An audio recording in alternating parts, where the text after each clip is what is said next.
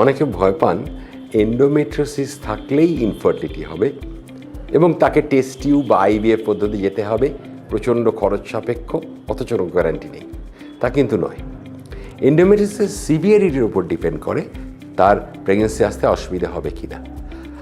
তার মানে এন্ডোমেট্রিওসিসে বেসিক্যালি ইউট্রাসের সঙ্গে ওভারি টিউবসটা জুড়ে যায়, ফলে অনেক সময় টিউবাল ব্লকেজ দেখা যেতে পারে, বা ব্লকেজ না থাকলেও টিউবটা এমন বেঁকে থাকে যে স্পার্ম আর এগ মিলিত হতে পারছে না।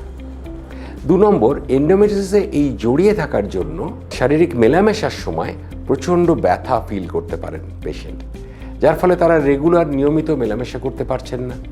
সেটাও প্রেগনেন্সি আসার পক্ষে একটা প্রতিবন্ধকতা। কিন্তু তার মানেই তাকে আইভিএফ যেতে হবে, টেস্ট টিউব যেতে হবে, এটা কিন্তু অমূলক ধারণা। অর্থাৎ এন্ডোমেট্রিওসিসটা আমরা ট্রিট করে নিতে পারি। আমরা ল্যাপারোস্কোপিক্যালি টিউবস, ওভারিজ ইউট্রাসের থেকে ছাড়াতে পারি।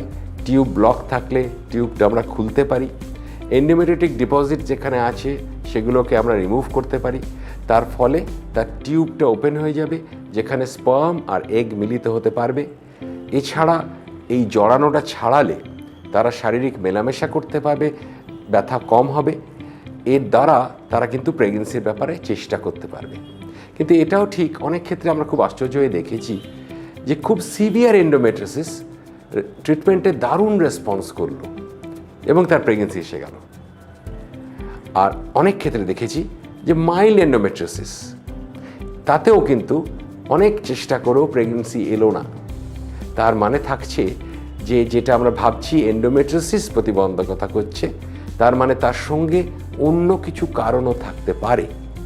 অর্থাৎ এন্ডোমেট্রিওসিস রয়েছে, প্রেগনেন্সি আসছে না, আমরা চেষ্টা করছি, আমাদের চোখ কান খোলা রাখতে হবে যে অন্য কোনো কারণেরও অনুসন্ধান করতে হবে, এবং যদি পাওয়া যায় সেটাকেও তার সাথেই ট্রিটমেন্ট করতে হবে।